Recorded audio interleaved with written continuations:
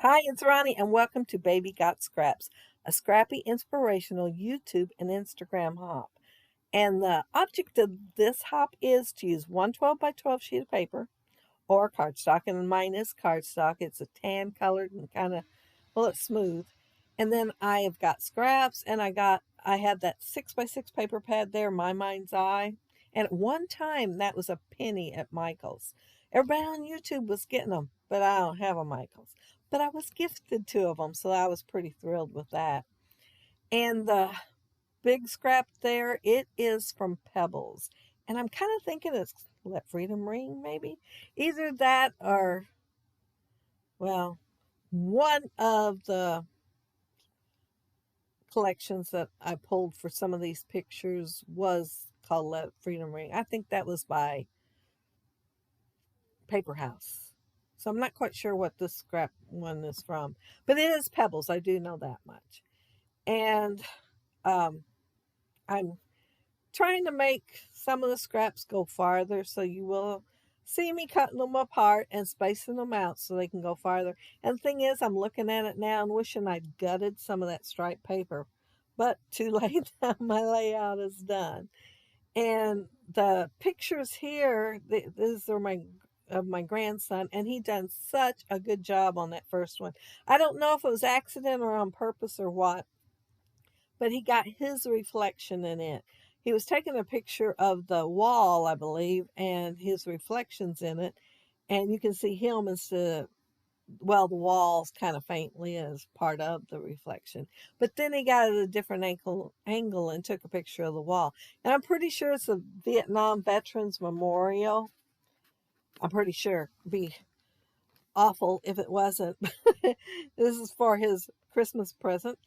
And yeah, I went through and grabbed out all my cardstock out of all my iris containers, because if it goes really good with that collection, I'll leave the scraps in there for the next layout. And I thought, well, I'm going to need all the cardstock scraps I can get. So I went through and pulled all them out and put them with my full sheets of cardstock so that I would have more to choose from. However, when I was going through there, if I thought anything would go with the pictures I had pulled for this hop, I went ahead and put them in well, it was a couple iris containers. One was the one this one goes in, and it was for his trip. So I'm going to have several layouts with his trip. And I did, well, I know I've done 3 days of just layouts and scrapping, but yeah, then I had to go ahead and start on some of the voiceover so they all wouldn't be left to the last minute. But yeah, all I'm doing is trying to stretch the scraps and make them go a little bit farther. The pictures, there was 2 pieces of that bird paper, so the pictures are matted on the other side of that bird paper with, of course, another paper. But one had an umbrella die cut out of it, and the other one, I can't remember what, but I just went right over the top of them so that you couldn't see them, because they're hid by the pictures, and used those scraps that way. And since I had extra still, I put a piece at the top and the bottom. And I'm also going to see that piece laying right there to my left.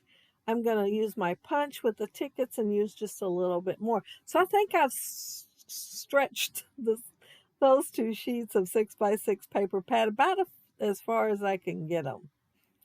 But yeah, it was fun stretching. Of course, I like working with scraps anyway.